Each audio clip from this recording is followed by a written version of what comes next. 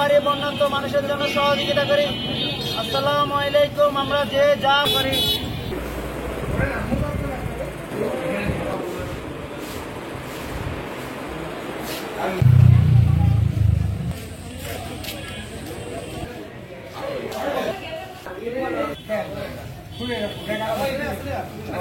উপজেলা বিভিন্ন থানা উপজেলার মধ্যে আমরা ত্রাণ সামগ্রীর জন্য আমাদের প্রায় 20টার মতো টিম ইতিমধ্যে চলে গিয়েছে। আমরা কালকে কালেকশন করেছি। আমরা সাধারণ মানুষের কাছ থেকে অনেক সাপোর্ট পেয়েছি। ইনশাআল্লাহ সাধারণ মানুষ আমাদের পাশে থাকবে। আর যারা বন্যা কবলিত এলাকা আছে তাদের মধ্যে আমরা রিসেন্টলি আমরা 2-3 দিনের মধ্যে আমরা ত্রাণ নিয়ে যাব। ইনশাআল্লাহ আমাদের ভালো একটা প্ল্যান হলে আমরা যাব। আর সাধারণ মানুষ আমাদের অনেক সাপোর্ট করতেছে। আমরা চাই সাধারণ মানুষ আমাদের পাশে থাকবে। সাধারণ স্টুডেন্ট এখানে সবাই সাধারণ শিক্ষার্থীরা কাজ করছে। আমাদের ফরিদপুরের সকল মিলে আমরা হচ্ছে এই কাজগুলো করতেছি। ইভেন আমাদেরকে সবাই টাকা দিয়ে কাপড় দিয়ে হেল্প করছে।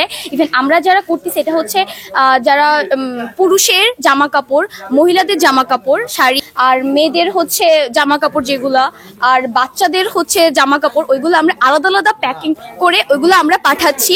আমরা ফরিদপুরবাসী থেকে করতেছি। অলরেডি আমাদের 6টা ব্যাগ হচ্ছে অলরেডি পাঠানো হয়েছে। শহরের মানুষ আমাদের সাড়া দিয়েছে।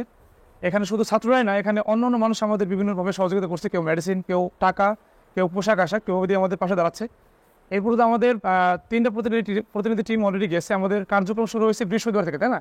বৃহস্পতিবার থেকে। তো তখন আমাদের প্রথমে একটা টিম ফেরির উদ্দেশ্যে যায়, 5 সদস্য বিশিষ্ট একটা টিম। পরবর্তী আরেকটা টিম আমাদের গতকাল যায়, মানে ট্রাক নিয়ে। রাতে একটা টিম যায় আমাদের কুমিল্লার উদ্দেশ্যে।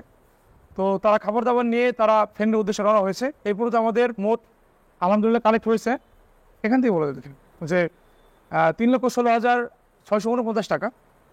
আর এখন পর্যন্ত খরচ হয়েছে 93,465 টাকা।